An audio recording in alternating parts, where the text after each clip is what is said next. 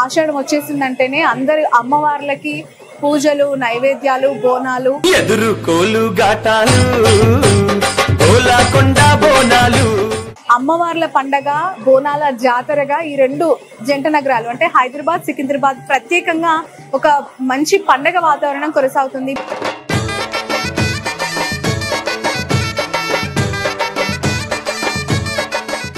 ఈనాడు మొదలైనటువంటి పండగ కాదమ్మా. 1813వ సంవత్సరంలో ఉజ్జయిని నుంచి తీసుకొచ్చి చాలా దేదీప్యమానంగా. మంత్రానికి అంత పవర్ ఉంటుందా నిజంగానే? మంత్రాలు ఉన్నాయా అంటే ఉన్నాయి, 100కి 100 కాళ్ళు ఉన్నాయి. ఉన్నాయి అనుకున్న వారికి ఉన్నాయి. అంటే ఇప్పుడు పవన్ కళ్యాణ్ గారు వారాహి దీక్ష చేస్తున్నారు. ఎందుకు చేస్తున్నారు అని అంటే ఏం చెప్తారు? ఇక్కడ ఒక విశిష్టత ఉందమ్మా. స్టామినాని బట్టి, వారు ఉన్నటువంటి స్థితిగతులను బట్టి గురువులు మంత్రోపదేశం చేశారు కాబట్టి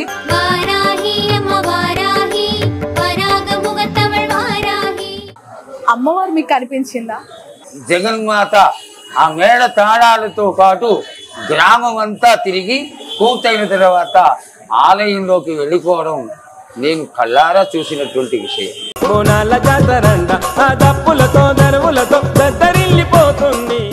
నమస్తే, క్యూబ్ టీవీ ప్రేక్షకులందరికీ లష్కర్ బోనాల పండగ శుభాకాంక్షలు. ఆషాఢం వచ్చేసిందంటేనే అందరు అమ్మవార్లకి పూజలు, నైవేద్యాలు, బోనాలు, తొట్టెల ఊరేగింపులు, పోతురాజుల విన్యాసాలు. జంట నగరాల్లో ఆ కోలాహలం మాటల్లో చెప్పలేము. ఎందుకంటే ఆ మాసం, ఆషాఢ మాసం వచ్చిందంటేనే ఒక ప్రత్యేకమైన అమ్మవార్ల పండగ, బోనాల జాతరగా ఈ రెండు జంట నగరాలు అంటే హైదరాబాద్, సికింద్రాబాద్ ప్రత్యేకంగా ఒక మంచి పండగ వాతావరణం కొనసాగుతుంది. ప్రతి ఇంట్లో కూడా కుటుంబ సమేతంగా చుట్టాలందరినీ పిలుచుకొని ఒక ఫెస్టివల్ మోడ్ ఇక్కడ కనిపిస్తూ ఉంటుంది.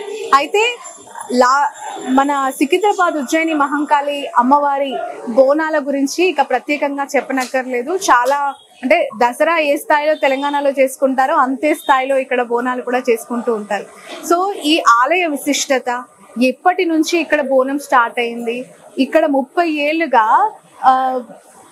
వేణుమాధవ్ శర్మ గారు అనేక కార్యక్రమాల్లో ఉంటారు. మనందరికీ తెలుసు, భవిష్యవాణి రంగం టైంలో ఆయన మాత్రమే మనకి కనిపిస్తూ ఉంటారు. ఆయన మాటల్లో ఈ గుడి, ఈ దేవాలయం యొక్క విశిష్టతలు, ఈ బోనం యొక్క ప్రత్యేకతలు అన్ని అడిగి తెలుసుకుందాం.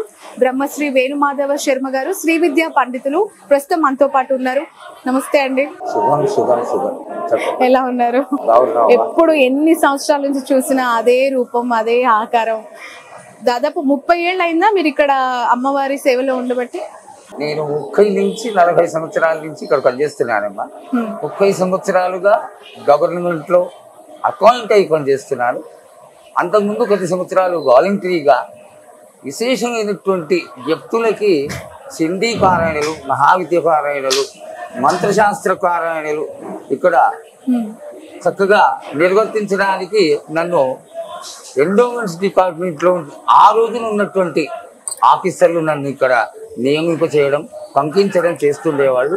అంటే ఇంచుమించుగా నాకు 40 సంవత్సరాలుగా ఇక్కడ నేను కార్యక్రమాలు చేస్తున్నాను. వయసు ఎంత ఇప్పుడు? నాకు 65 సంవత్సరాలమ్మా.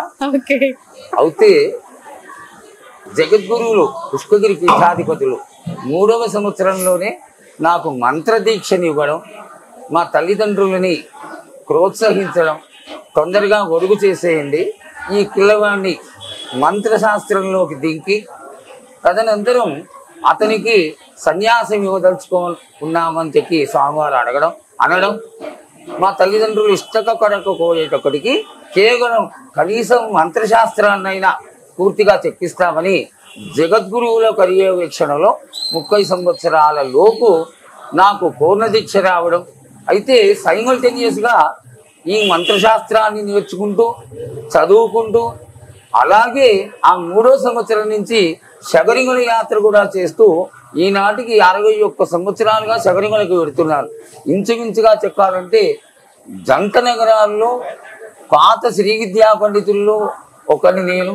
అలాగే అయ్యప్ప పూజలో కూడా పూర్తిగా నైపుణ్యం కలిగి జంట నగరాల్లో మొట్టమొదటి అయ్యప్ప పూజలు స్టార్ట్ చేసి తంత్ర విధానాన్ని, మంత్ర విధానాన్ని, వైదిక విధానాన్ని మొదలుపెట్టి అలాగే మంత్రశాస్త్రం పైన నాకు ఎక్కువ మక్కువ కాబట్టి జగద్గురువులకి ఆ చిన్న వయసు నుంచే గొడుగు అయిన తర్వాత సేవలు చేస్తూ పూర్తి మంత్రశాస్త్రాన్ని పుష్కగిరి పీఠం జగద్గురువులు విద్యానరసింహ భారతీ స్వామి వారు అద్భుతమైనటువంటి మంత్రశాస్త్రవేత్త. వారి యొక్క పూర్తి విషయాన్ని నాకు పూర్తిగా అందజేయాలి, తెలిపింపు చేయాలి, ఇది జగత్ కళ్యాణార్థమై ఉపయోగపడాలి అనేటువంటి ఆకాంక్షతో వారు నాకు పూర్తి విద్యని నేర్పించి పూర్ణ దీక్ష ఇవ్వడం, అలాగే వారి ఆదేశానుసారం నన్ను ఈ మహాకాళి దేవస్థానంలో శ్రీ విద్యా పండితుడిగా మంత్రశాస్త్రవేత్తగా పెట్టడానికి గల కారణం కూడా ఉంది. పూర్వకాలం ఈ ప్రాంతం అంతా కూడా చాలా విశేషమైన మంత్రశాస్త్రవేత్తలతోటి మంత్రగాళ్ళతోటి అమ్మవారి ఆలయానికి వచ్చేటువంటి మంత్రానుష్ఠానం చేసే వాళ్ళతోటి ఎక్కువగా నిండి ఉంటూ ఉండేది. ఆ సమయంలో ఇక్కడ 60-70 మంది మంచి అనుష్ఠానకరులు ఈ అమ్మవారి దగ్గర జగతంబ రక్షణ పరిషత్తు అనేటువంటి ఒక సంస్థని నియమించుకొని ప్రతి అమావాస్యకి ఈ అమ్మవారి ఆలయంలో ఆగరణ పూజ చేయడం, తరువాత అనుష్ఠానాలు చేయడం ఇవన్నీ చేస్తూ ఉండేవారు. వారందరికీ మా తాతగారైనటువంటి రంగావజ్జుల జయకృష్ణమూర్తి గారు పెద్దగా ఉంటూ, ఒక కరెక్ట్గా చెప్పాలంటే ఒక లీడర్గా ఉంటూ వీళ్ళందరినీ చక్కగా ఒక క్రమమైనటువంటి పద్ధతిలో తీసుకొస్తూ ఉండేవారు. వారు సంస్కృత పండితులు, శ్రీ విద్యా పండితులు. కనకాత్ర స్వామి వారు మా ఇంట్లో చాతుర్మాస దీక్షలు చేసి మా ఇంట్లో ఉండేవారు. ఎందువల్ల అంటే కారణం ఏమిటి అంటే తాతగారు కూడా అంతటి చక్కటి పండితులే కాబట్టి ఆ మక్కువతోటే నేను కూడా జగద్గురువుల ఆదేశానుసారం మహాకాళి అమ్మవారి దేవస్థానంలో శ్రీ విద్యా పండితుడిగా చేరి మంత్రశాస్త్ర సంబంధమైనటువంటి విషయాలన్నీ నేనే చూసుకుంటూ ఇక్కడ చండీ హోమాలు, మహావిద్యా హోమాలు, విశేషమైనటువంటి పూజలు, మాఘమాసంలో కోటి కుంకుమార్చలు మొదలైనటువంటి క్రియలన్నీ నేనే చేస్తూ వస్తున్నాను. ఇది నేను చేసుకున్నాను అదృష్టంగా భావిస్తున్నాను. రైట్. అంటే ఎప్పుడు కూడా మీరు ఆలయంలో ఏ పూజలో ఏ అంటే అభిషేకాలు, అర్చనలు, లేదంటే బోనము, రంగం అన్నిట్లలో కూడా మీరే కనిపిస్తూ ఉంటారు. అసలు గుడి యొక్క ప్రాముఖ్యత 30 ఏళ్ల క్రితం ఈ ఉజ్జయిని మహాకాళి అమ్మవారి టెంపుల్ యొక్క ప్రాశస్త్యం ఏంటి అంటే ఏం చెప్తారు? ఎందుకు ఈ బోనం అనేది ఇక్కడ స్టార్ట్ అయిందంటే చరిత్రలో కనిపిస్తూ ఉంటాయి. అప్పుడు ఇక్కడ అనేక రుగ్మతులు రావటము అవన్నీ పోవాలి అని చెప్పి, బట్ మీరు చూసిన అప్పటి బోనాల పండగ ఎలా ఉండింది, ఎలా స్టార్ట్ అయింది? ఇది ఈనాడు మొదలైనటువంటి పండగ కాదమ్మా. 1813వ సంవత్సరంలో ఆర్మీ గేరర్లందరూ కూడా అన్ని జాతుల వాళ్ళు ఏ జగన్మాతనైతే ఉజ్జయిని నుంచి తీసుకొచ్చి చాలా దేదీక్యమానంగా కన్నుల కండువుగా శక్తివంతురాలుగా అక్కడ ఉన్నది అదేమో ఇక్కడ ఉన్నది అనేటువంటి ఒక భావనతో జగన్మాతని స్థాపింపజేయడం జరిగింది. ఆనాటి నుంచి కూడా ఆది వ్యాధులు ప్రబలకుండా మసూచి, పెద్దమ్మలు, ఈ అమ్మవార్లు పోయడం, ఇట్లాంటి కళగా రావడం, ఇట్లాంటి వాటినన్నిటినీ కూడా ఇక్కడ ఉన్నటువంటి మిలిటరీ వాళ్ళే కాకుండా బ్రిటిషర్స్ అందరూ కూడా, ఈ ఆర్మీ గేరర్లందరూ కూడా ఈ రోగాల బారిన పడకుండా ఉండేవాళ్ళు. కారణం ఏమిటి అంటే జగన్మాత పరిపూర్ణంగా ఇక్కడ ప్రతిష్ఠితం అవ్వడమే కాకుండా ఈ ఆషాఢ మాసం ఎప్పుడు వస్తుందా, గ్రీష్మం వెళ్ళిపోతూ వర్ష ఋతువు ప్రవేశిస్తున్నటువంటి సమయంలో ఈ వ్యాధులు ప్రగలడం అనేది చాలా విశేషమైనటువంటి విషయం. ఇది దీన్ని ఆపగలిగిన వాళ్ళెవరు? ఆనాడు ఈ వ్యాధులని అరికట్టేటువంటి శక్తి ఆ జగన్మాతకి మాత్రమే ఉన్నటువంటి ఒక లక్షణం. అందుకని ఆషాఢం వస్తూనే జగన్మాతని మొదటి ఆదివారం నాడు ఈ లష్కర్ బోనాలు ఆనాడు మొదలయ్యి ఆషాఢ మాసంలో మొదటి రోజున ఘట స్వరూపిణి అయి ఒక యజ్ఞ యాగాది క్రతువులు చేసినప్పుడు, విశేషమైనటువంటి పూజలు చేసినప్పుడు మనం ఏం చేస్తాం? ఘటస్థాపన చేస్తాం. ఆ ఘటస్థాపన చేయడంలో విశేషం ఏమిటి? అమ్మవారిని అందులోకి ఆవహింపచేస్తారు. దానికి చక్కటి పూలతో అలంకరణ చేసి ముఖాన్ని పెట్టి ఆ ముఖానికి బంగారు వస్తువులతో అలంకారం చేసి దాన్ని శిరస్సున పెట్టుకొని ఈ కొరిగేర ప్రాంతాల నుంచి ఎదుర్కొని వస్తారు. అదే ఎదుర్కోడు ఉత్సవం. ఇక్కడ అమ్మవారు పుట్టింటికి 15 రోజుల పాటు వస్తుంది అనేది ఇక్కడ తెలంగాణ ప్రాంతీయుల యొక్క ఒక చక్కటి ఉద్దేశం. ఈ అమ్మవారు రావడమే కాకుండా 15 రోజులు కూడా ఈ ప్రాంతం అంతా కూడా సంచారం చేస్తుంది. ఎందువల్ల చెయ్యాలి, ఎందుకు చేస్తుంది అంటే వృద్ధులు, చాతకాని వాళ్ళు, పిల్లలు, రోగగ్రస్తులు వీళ్ళందరినీ ఆశీర్వదించడానికి ప్రతి ఇంటికి కూడా అమ్మవారు ప్రతి గడప ముందరికి వెళ్ళడం, ఆ వచ్చినటువంటి జగన్మాతని వీళ్ళంతా కూడా ఎంతో ప్రేమతో ఆడబిడ్డ ఇంటికి వచ్చింది అనేటువంటి ఒక చక్కటి ప్రేమతో అమ్మవారికి ముందు శాఖలు పోసి, తరువాత ఒడిగియం పోసి, కళ్ళు కలహారాలు పెట్టి, ఆ తర్వాత గాజులు, పసుపు కుంకుమ ఇచ్చి ఆ వేగమండలతో ఉన్నటువంటి శాఖలని అమ్మవారికి సమర్పిస్తారు. అదేవిధంగా 15 రోజులు కూడా జగన్మాత ఈ ప్రాంతం అంతా కూడా సంచారం చేస్తుంది. సంచారం చేసినటువంటి జగన్మాత 15వ రోజు తెల్లవారుసామున మహామంగళహారతితో 4 గంటలకి దివ్య దర్శనాన్ని ఇస్తుంది.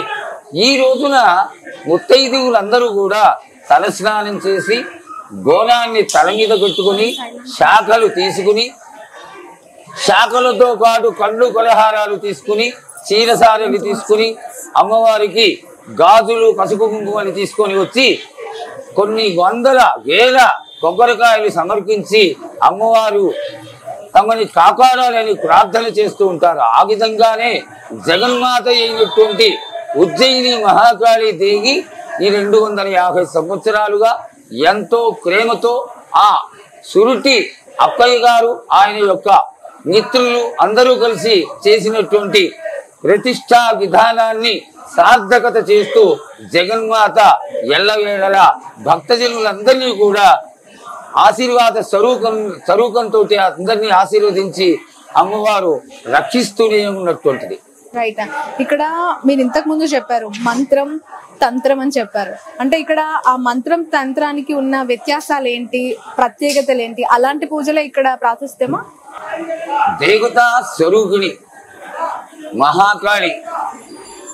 మహాకాళి ఒక దేవాలయంలో కొంతకాలం క్రిందట 70-80 సంవత్సరాల క్రిందట వరకు కూడా చుట్టుపక్కల గ్రామాల నుంచి మంత్రగాడు రావడం, ఈ ప్రాంతంలో అమ్మవారి ఆశీర్వాదం తీసుకొని వెళ్ళి వాళ్ళ గ్రామాల్లో ఆ పసుపు కుంకుమలతో, ఆ తాళ్లతోటి రోగాలు వచ్చిన వాడని కానీ, దయ్యాలు భూతాలు వచ్చినటువంటి వాడని కానీ, గాలులు సోకినటువంటి వాడని కానీ ఈ ప్రాంతం అంతా కూడా అమ్మవారి యొక్క ఆశీర్వాద బలంతో నయం చేసుకుంటూ ఉండేవాడు.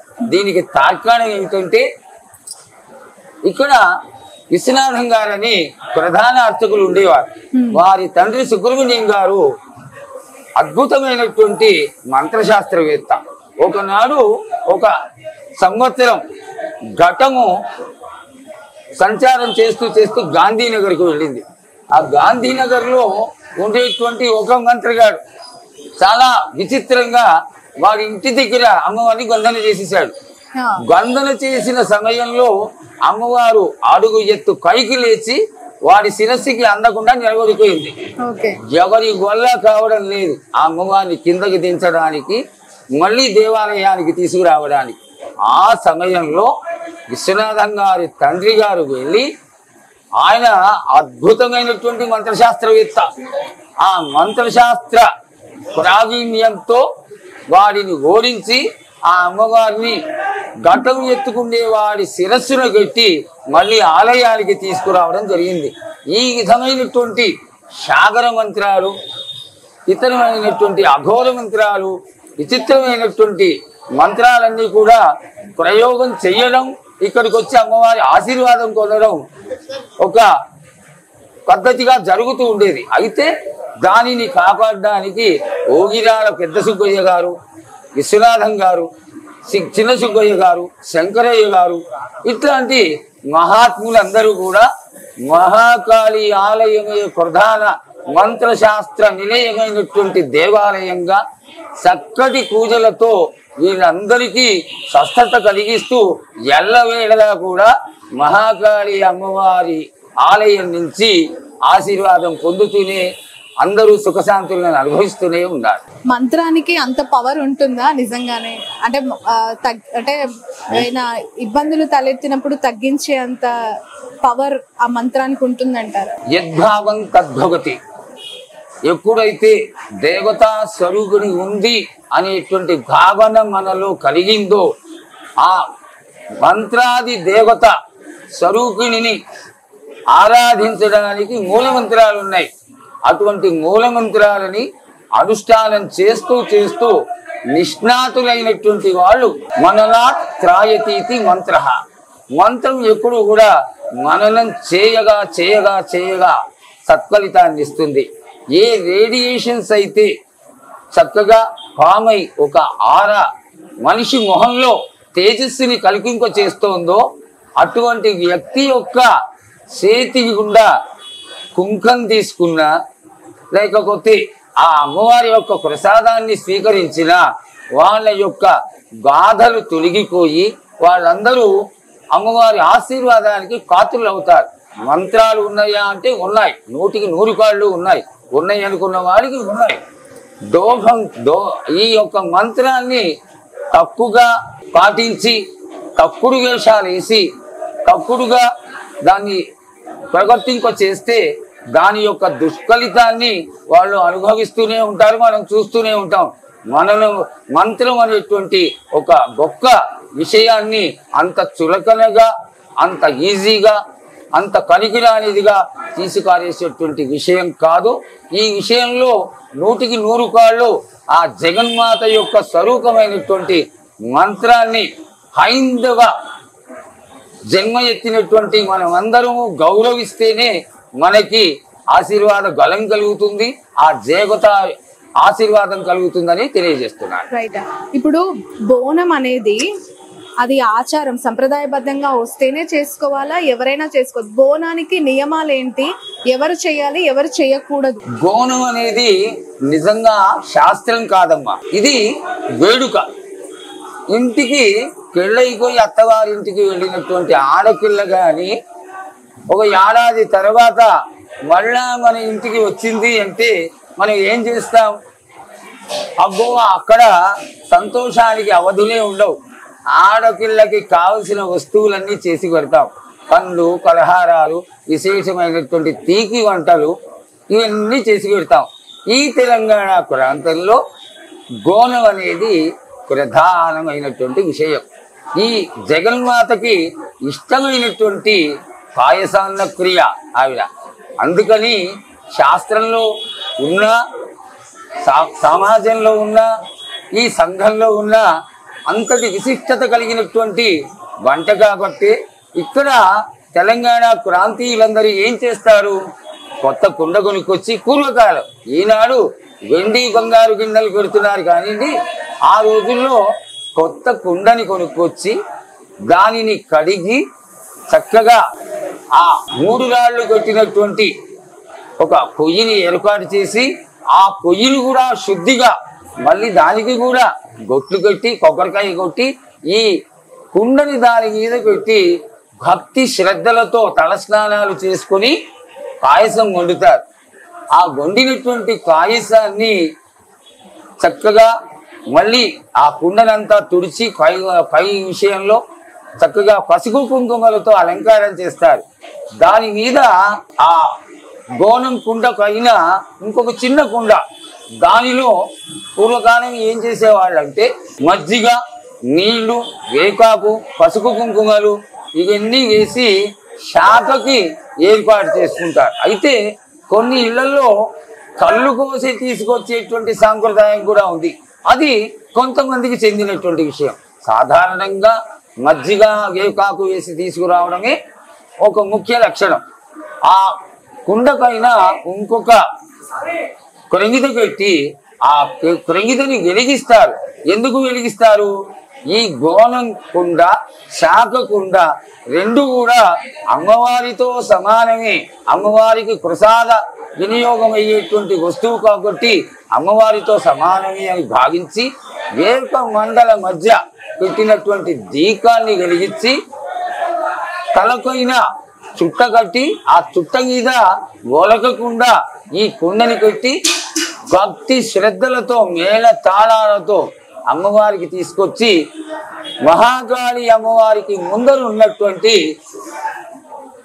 రాజమాతంగి అమ్మవారికి కోతలింగడికి మధ్యలో ఉన్నటువంటి స్థానంలో శాఖని సమర్పించి, ఈ శాఖం సమర్పించడంలో ఆంతర్యం ఏమిటి అంటే వారు వారి బిడ్డలు వారికి సంబంధించిన వాళ్ళందరూ కూడా ఆది వ్యాధుల గారి నుండి అమ్మవారి ఆశీర్వాదంతో బయటపడి చల్లగా ఉండాలి అనేటువంటి చల్లని ఆశతో చల్లటి శాఖని సమర్పించి జగన్మాత ఆడబిడ్డకి కాయసాన్ని పెట్టి కొంత ప్రసాదాన్ని ఇంటికి తీసుకెళ్తూ ఉంటారు. అయితే ఇక్కడ ఒక ఆచారం కూడా ఉంది. గోనం తీసేటప్పుడు వారి వారి ఆచారాన్ని బట్టి బ్రాహ్మణులు, కోమట్లు ఇట్లాంటి వాళ్ళు కాకుండా బ్రాహ్మణేతరులు మేకని సమర్పించి అమ్మవారికి ఆ రక్తంతో అలంకారం చేయడం అనేది ఒక పద్ధతి.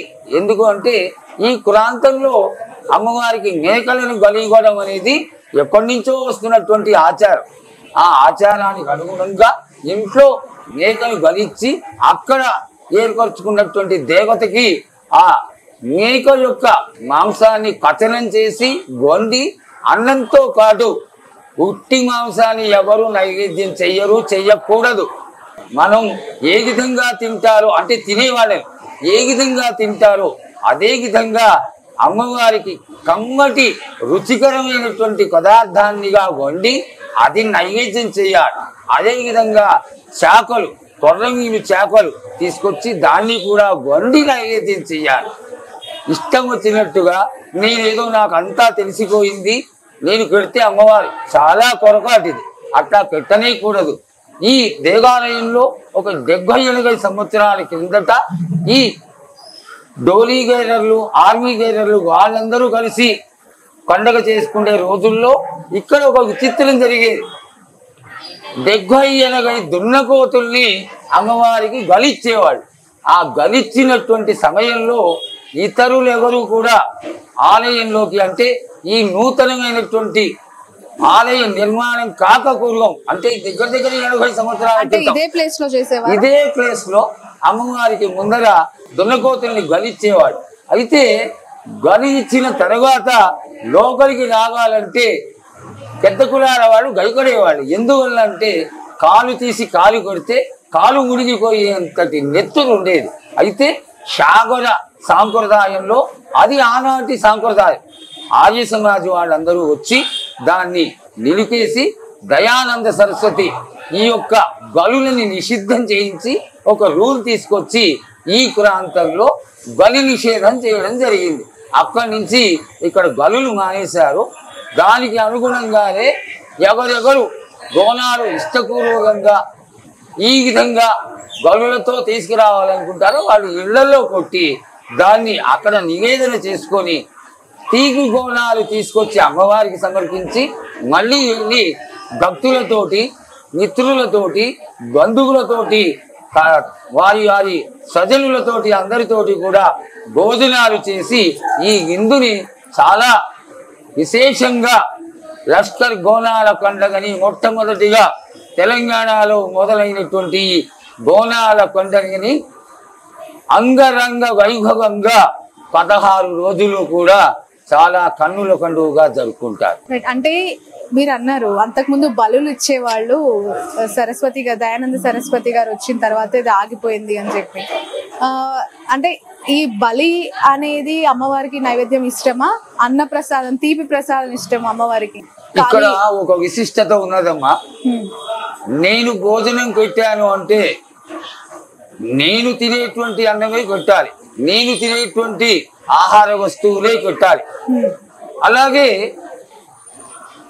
ఈ ఇతర కులాల వాళ్ళు ఎవరెవరైతే వాళ్ళ ఇష్టంగా వాళ్ళు తినే వస్తువు మేము అమ్మవారికి పెట్టాలి, మేము పెడితేనే అమ్మవారు శాంతిస్తుంది అనేటువంటి భావన చేసుకొని వాళ్ళు మొక్కుకుని యాటలు ఇస్తాము అంటే యాట ఇవ్వడం కాదు, ఆ అమ్మవారి పేరిట ఆ మేకలను బలి చేసి ఆ బలి ఇచ్చినటువంటి ఆ మాంసాన్ని పచనం చాలా విశేషంగా ప్రేమతో చేస్తారు. అది కూడా అదేదో మాంసం అనుకొని చెయ్యరు, అమ్మవారి యొక్క ప్రసాదము అనేటువంటి భావనతోటే చక్కగా వండి అమ్మవారికి నివేదన చేస్తారు. అయితే ఆది శంకరులు ఈ యొక్క బలులని నిషేధింప చేయడానికి అఘోరి ఈ సాంప్రదాయాన్ని శాబర సాంప్రదాయాన్ని నిర్మూలన చేయడానికి చాలా ప్రయత్నం చేశారు.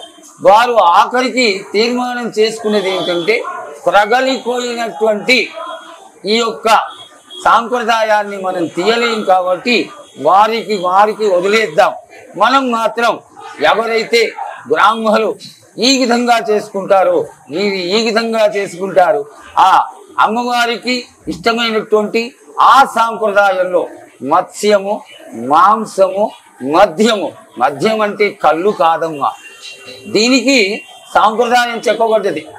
జ్ఞానార్ణవ తంత్రంలో 8 రకాలైనటువంటి కళ్ళు అని మీరు సంబోధిస్తున్నటువంటి తీర్థాన్ని అమ్మవారికి సమర్పించడం జరుగుతుంది. ఇది ఏ విధంగా జరుగుతుంది అంటే శుచిగా అన్నం వండి ఆ అన్నంలో ఏక రసాన్ని ఈ అడవిలో దొరికేటువంటి ఏక రసాన్ని ఇతరమైనటువంటి చెట్ల మూలికల్ని కలిపి 60 రోజులు కుండలో దానికి మూత వేసేసి భూమిలో తవ్వి దాన్ని పాతికొట్టాలి. 60 రోజుల తర్వాత అది ఒక ద్రవ్యంగా మారుతుంది. అది కూడా శుద్ధంగానే తీసి అమ్మవారికి సమర్పించి వారు సేకరించేవారు. అయితే దీనికి జ్ఞానార్ణవ తంత్రంలో కేర్లు కూడా చెప్పబడ్డాయి. ఈ రోజున చక్కగా పోయి వీళ్ళంతా దుకాణాల్లో కొనుక్కొచ్చి అదే సమర్పిస్తున్నారు, అదే తాగుతున్నారు. కానీ మాధ్వి పుష్టి గౌడి అనేటువంటి 8 రకాలైనటువంటి ఈ తీర్థాలని తయారు చేయడం, అది టాక్సిన్ కలిగి ఉండడం, అది తాగినందువల్ల మత్తు రావడం జరుగుతూ ఉండేది. దాన్ని సమర్పించాలి. కానీ ఆ యాసిడ్స్ కలిపి ఈ కెమికల్స్తో తయారు చేసినటువంటి వస్తువులని అమ్మవారికి పెట్టడం అనేది ఏమాత్రమూ సమంజసం కాదు. ఈ యొక్క విషయం తెలియని వాళ్ళు వారి ఇష్టంతో చేస్తున్నారు. దాన్ని మనం వ్యతిరేకించడం కానీ ఒక ఆక్షేపణ చేయడం కానీ పనికిరాదు. మాతృ స్వభావం అమ్మకి సమర్పించినటువంటి వస్తువు అది ప్రసాదంతో సమానమైంది కాబట్టి వామాచార సంపన్నులైన దక్షిణాచార సంపన్నులైన ఎవరైనప్పటికీ కూడా ఆ మాతృస్వరూపానికి సమర్పించినటువంటి ఈ యొక్క పదార్థాలని దేనిని కూడా కించపరచరాదు. కానీ తెలిసి తెలియని విషయాలతోటి జనాలని మభ్యపెట్టి ఇదే నేను చేసేది, ఇదే శాస్త్రంలో చెప్పబడిందంటే మాత్రం ఒప్పుకునే పద్ధతి కాదమ్మా, ఇది పనికిరాదు. రైట్. మీరు ఇంతకుముందు ఒక మాట మాట్లాడారు కదా, వామాచారం దక్షిణాచారం అని చెప్పి. అసలు బ్రాహ్మణులు ఏ చారం, వామాచారం పాటించాలా దక్షిణాచారం పాటించాలా? అసలైన బ్రాహ్మణులని ఎలా చూడాలంట? నగా ఎత్తిన కరమంత్రం బ్రాహ్మడికి జన్మతః వచ్చినటువంటి మొదటి దీక్ష గాయత్రి దీక్ష. ఈ గాయత్రి దీక్షలో ఎంతటి విశిష్టత ఉందంటే యథన్నాత్ కురుతే కాకం తదన్నాత్ కృతిముచ్యతే, యద్రాత్రియాత్ కురుతే కాకం తద్రాత్రియాత్ కృతిముచ్యతే.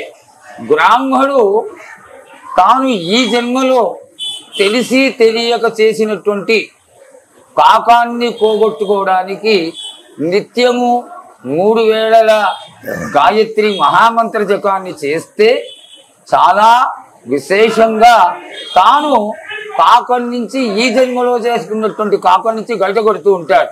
అయితే పూర్వజన్మల్లో చేసినటువంటి పాపం ఏమిటి, అది ఎలా పోతుంది అంటే దానికి మహామంత్రాలు చెప్పబడ్డాయి.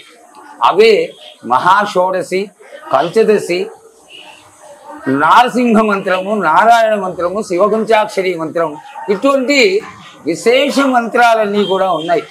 ఇవన్నీ కూడా దక్షిణాచార సంపన్నమైనటువంటివి, సాత్వికమైనటువంటి మంత్రాలు. వీటిని ఎవరు కూడా తమ యొక్క సప్రయోజనాల కోసం ఇష్టం వచ్చినట్టుగా వాడకూడదు. అయితే దీనిలో ఆమ్నాయాలు ఉన్నాయి. పూర్వామ్నాయము, దక్షిణామ్నాయము, పశ్చిమామ్నాయము, ఉత్తరామ్నాయము, ఊర్ధ్వామ్నాయము, అధామ్నాయం, 6 ఆమ్నాయాలు ఉన్నాయి. 6 ఆమ్నాయాలు కూడా చాలా విశేషమైనటువంటివి. ఇందులో దక్షిణాచార సంపన్నులకి మాత్రమే, ఇది వేరే వాళ్ళు చెయ్యకూడదు. వామాచారంలో చేసేటువంటి వాళ్ళు వామాచార మంత్రాల్ని ఈ కొద్దిగా మకార పంచకాలతోటి వీటితోటి చేస్తూ ఉంటారు.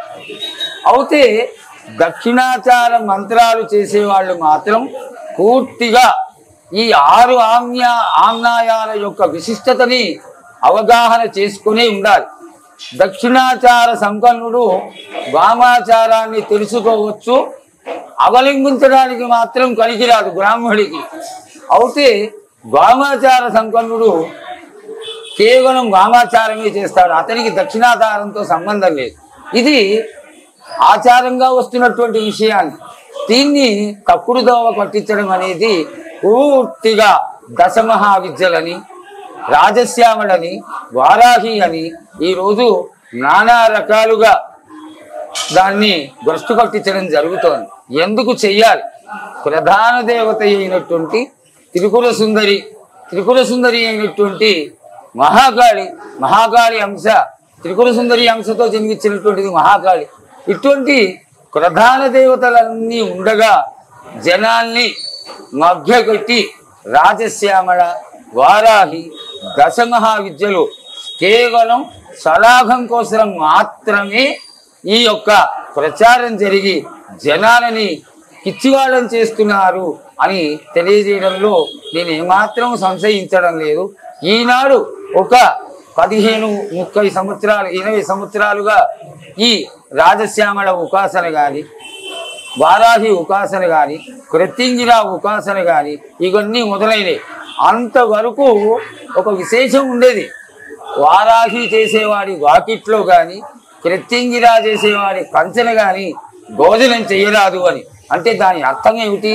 అంత ఉగ్రమైనటువంటి దేవతలు రావణ మంత్రము, అలాగే చెంగణపతి అనేటువంటి మంత్రము, కృత్యంగిర, ఇవన్నీ ఉగ్రదేవతలు. ఇవన్నీ చేయడానికి బ్రాహ్మణులకి అవసరం లేనటువంటి విషయాలు. దక్షిణాచార సంపన్నులై, దక్షిణాచార అవలంబికులై ఈ యొక్క పాపాన్ని పోగొట్టుకోవడానికి మహామంత్రాలని అనుష్ఠానం చేసుకోవచ్చే కానీ వామాచారం యొక్క విశిష్టతని భ్రష్టు కొట్టించి అటు వామాచారాన్ని దక్షిణాచారాన్ని నాశనం ఖర్చమని ఏ శాస్త్రము చెప్పలేదు. ఇది అసమంజసమైనటువంటి విషయం. అంటే ఇప్పుడు పవన్ కళ్యాణ్ గారు వారాహి దీక్ష చేస్తున్నారు, అది ఆఫ్ కోర్స్ కంప్లీషన్ లోకి వస్తుంది. అంటే అతని ఒక సక్సెస్ వచ్చింది తన లైఫ్ లో, పొలిటికల్ సక్సెస్ ని తను చూసారు. మేబీ ఏదైనా మొక్కుందేమో, ఎందుకు చేస్తున్నారు అని అంటే ఏం చెప్తారు? ఇక్కడ ఒక విశిష్టత ఉందమ్మా.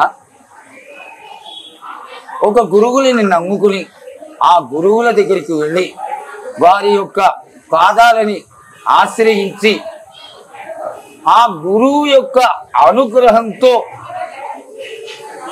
నువ్వు వారాహి చెయ్యి అని కానీ గురువుల యొక్క నోటి నుంచి వచ్చింది అంటే అటువంటి శిష్యుడు కానీ ఆ వారాహి అమ్మవారి అనుష్ఠానం చేస్తే ప్రత్యవాయుగా అనేటువంటి ఒక దెబ్బ కొట్టకుండా ఆపగలిగేటువంటి అనుగ్రహం గురువులకు ఉంటుంది కాబట్టి వారి యొక్క పవన్ కళ్యాణ్ గారి యొక్క స్టామినాని బట్టి వారు ఉన్నటువంటి స్థితిగతులను బట్టి వారు చేయదగ్గ సమర్థులు అని భావించినటువంటి గురువులు మంత్రోపదేశం చేశారు కాబట్టి వారు వారాహి చేసి తట్టుకోగలుగుతున్నారు.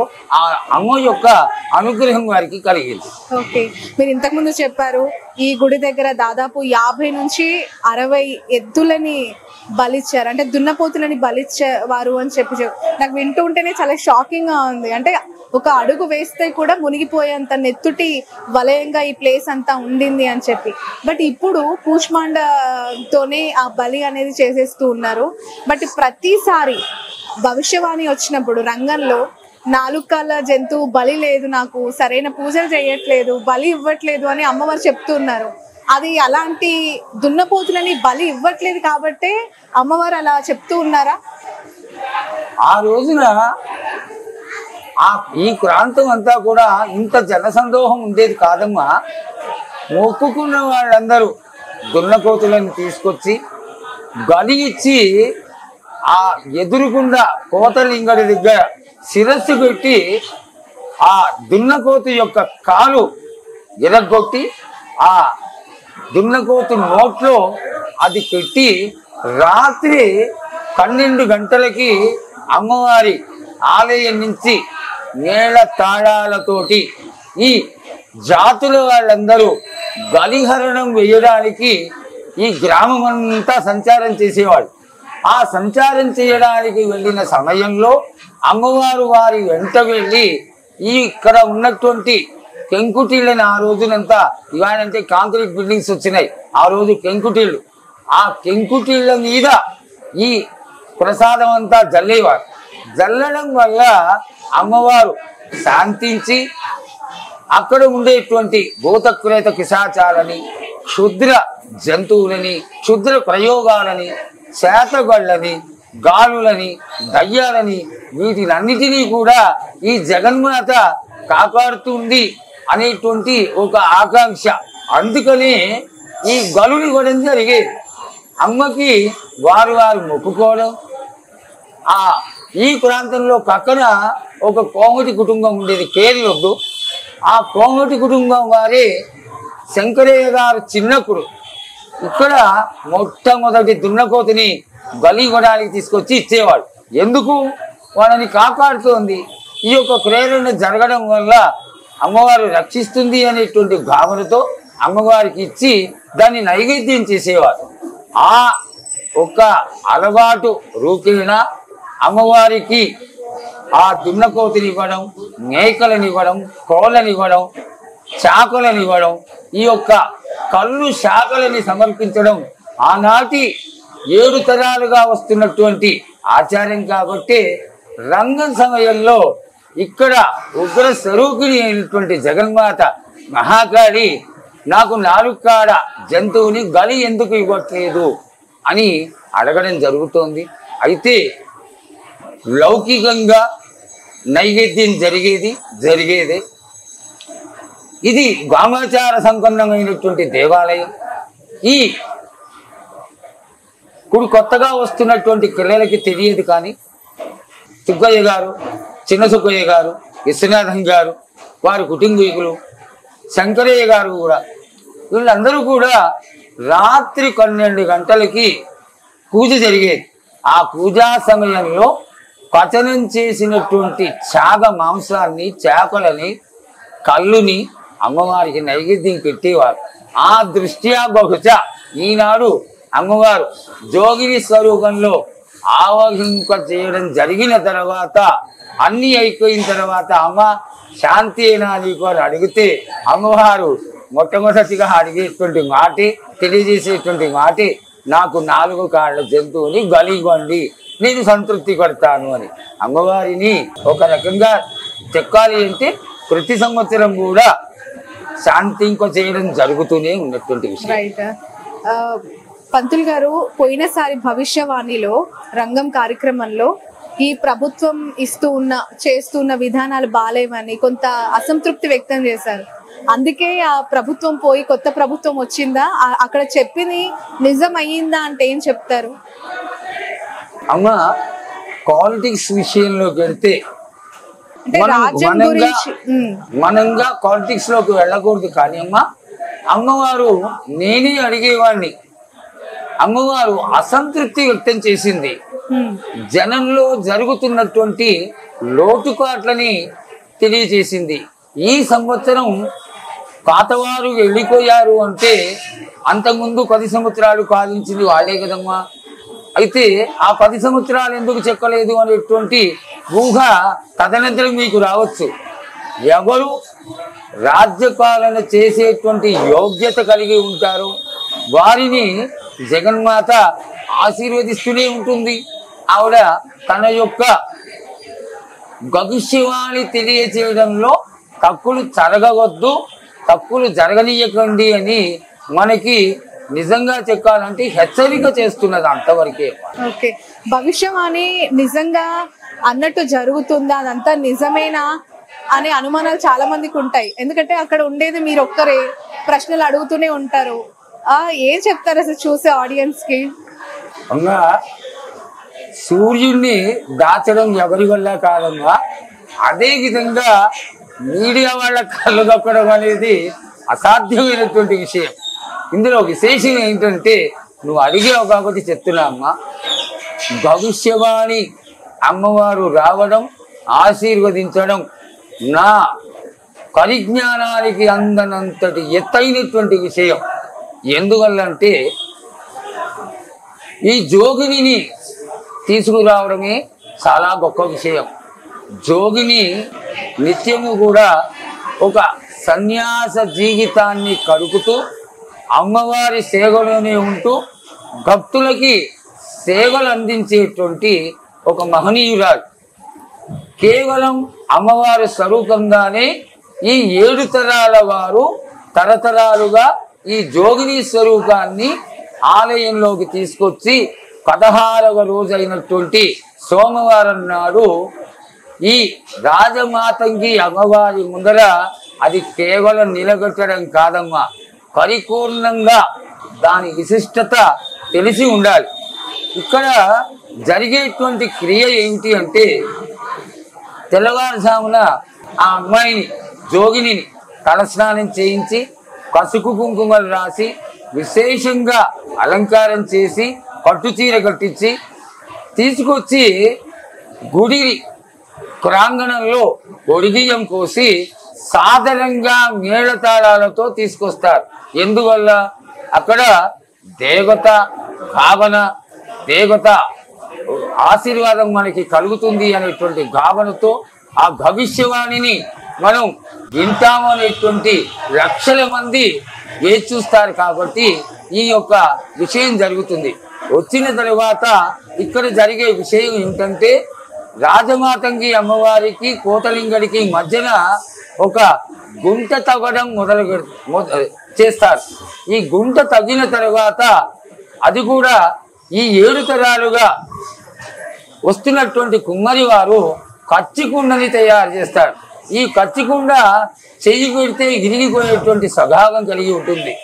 ఈ కచ్చికుండని తీసుకొచ్చి ఈనాడు వినోద్ కుమార్ అనేటువంటి కుమ్మరి ఈ యొక్క కుండని తయారు చేస్తాడు. ఇది 100కి 100 సత్యం.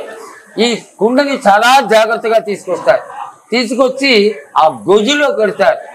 గొయ్యిలో పెట్టి దానిపైన కేవలం చాటకైనా పసుపు కుంకుమలు వేసి ఒక తాంబూలం మాత్రం కట్టి చిల్లర పైసలు, పంచలోహాలు, స్వర్ణము, వెండి ఇవన్నీ వేసి అమ్మవారిని 8 జాతుల వాళ్ళు సాగర మంత్రాలతో ఈనాడు స్వర్ణ ఎవరైతే ఉందో స్వర్ణలత ఆ అమ్మాయి పైకి ఆవహింప చేస్తారు. మేళ తాళాలతోటి సాగర మంత్రాలతోటి ఆవహింప చేసినటువంటి ఈ యొక్క స్వర్ణలత వచ్చి ఆ కచ్చికుండకైనా నిలబడుతుంది. కచ్చికుండకైనా నువ్వు నేను నిలబడితే కగిలిపోతుంది.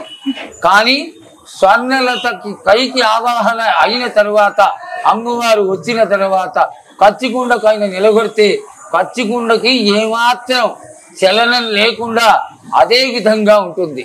పూర్వకాలం 5 నిమిషాలు 6 నిమిషాలు ఆ విధంగా ఈ యొక్క రంగం కార్యక్రమం జరిగేది, వెళ్ళిపోతూ ఉండేది. కానీ 30 సంవత్సరాల కింద నుంచి ఎండోమెంట్స్ డిపార్ట్మెంట్ వాళ్ళందరూ తీర్మానం చేసి ఇన్ని కోట్లు లక్షలు ఖర్చు పెట్టి ఈ యొక్క కార్యక్రమాన్ని చేసిన తర్వాత భవిష్యత్తు వాణి వినడానికే యావత్ భారతదేశమే కాకుండా యావత్ ప్రపంచము వేచి చూస్తున్నది. కాబట్టి అమ్మవారు ఎక్కువసేపు ఉండాలని వేడుకోమని అడగగా నేను వేడుకోవడం, అమ్మవారు 30 నుంచి 40 నిమిషాల వరకు జన యొక్క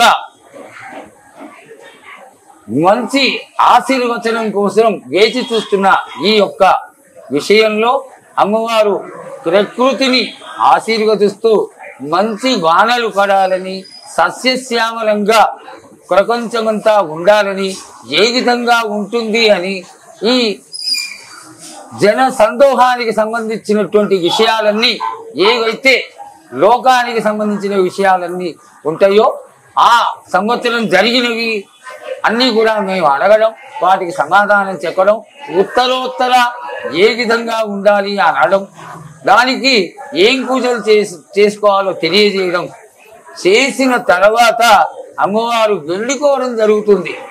ఆ వెళ్ళిపోయిన సమయంలో చాలా విశేషం ఏమిటంటే, అంతసేపు అమ్మవారు ఏ కచ్చికుండ మీద అయితే నిలబడి జోగిని స్వరూపంలో భవిష్యవాణిని తెలియజేస్తుందో ఆ కుండ ఒకటే ఒక సెకండ్లో తక్కువ మనకు వెళ్ళిపోతుంది, ముక్కలు ముక్కలు అయిపోతుంది.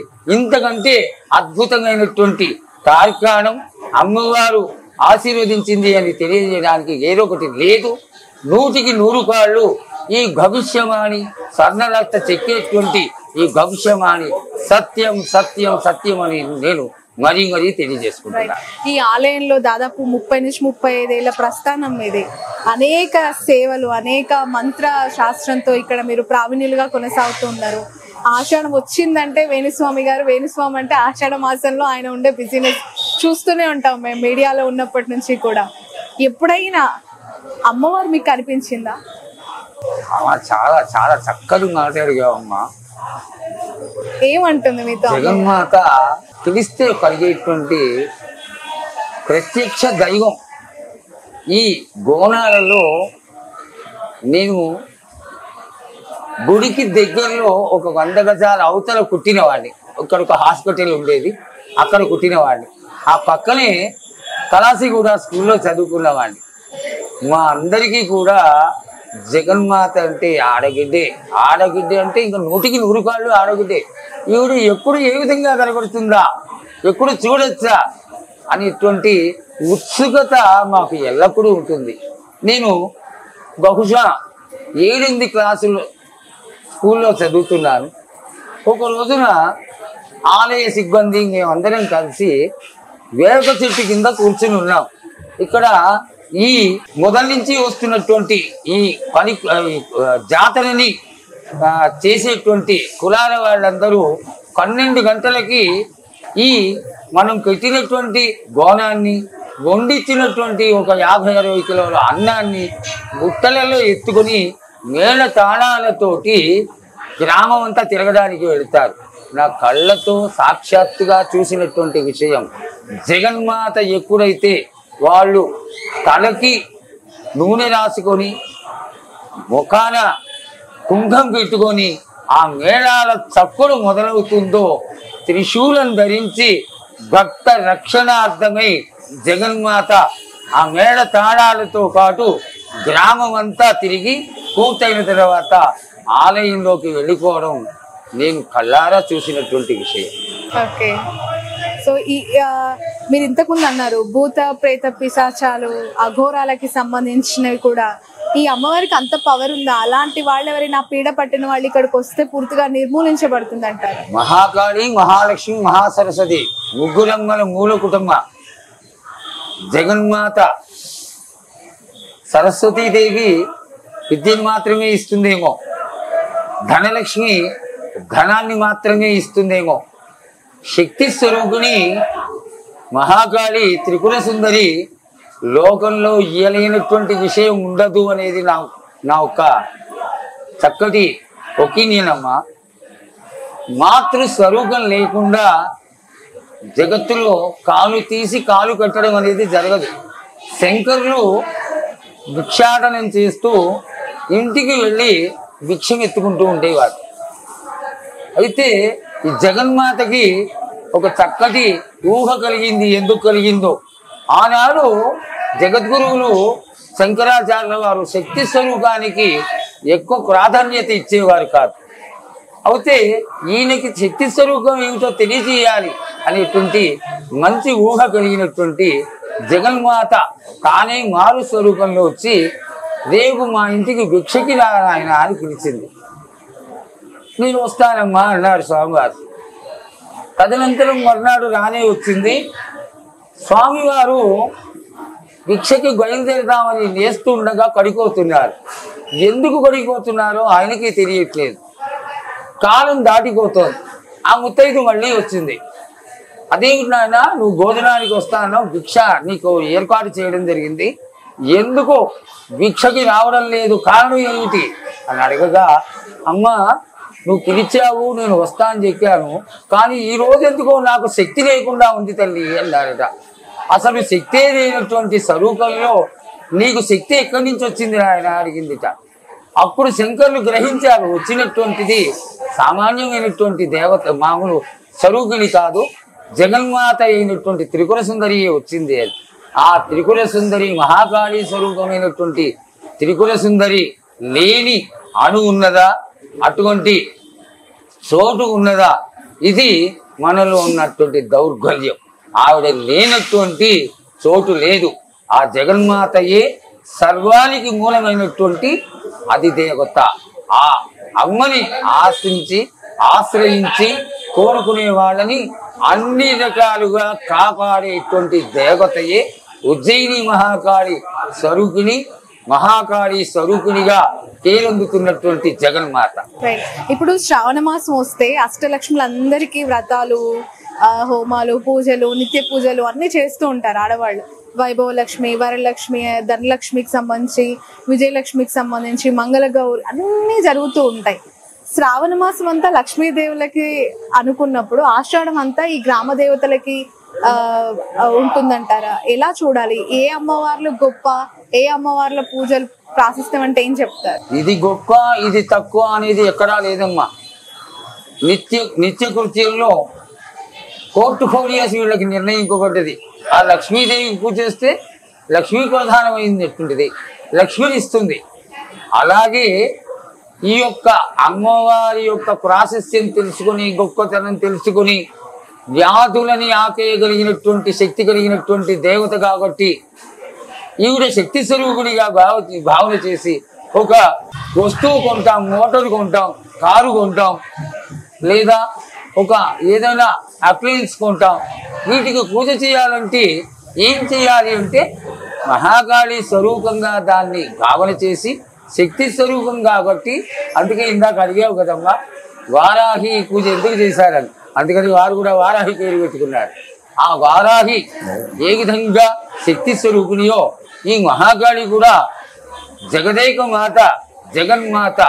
ఈ మహాకాళి ముగ్గురమ్మలలో మూల కుటుంబమైనటువంటి మహాకాళి అత్యంత ప్రాధాన్యత కలిగినటువంటి మహా స్వరూపిణి ఈ ప్రాంతంలో కలిసి భక్తజనులందరినీ ఎంతో ఔదార్యంతో, ఔన్నత్యంతో దినదినాభివృద్ధి చెందేట్టుగా ఆశీర్వదిస్తూ అందరినీ కూడా కాపాడేటువంటి చల్లని తల్లి.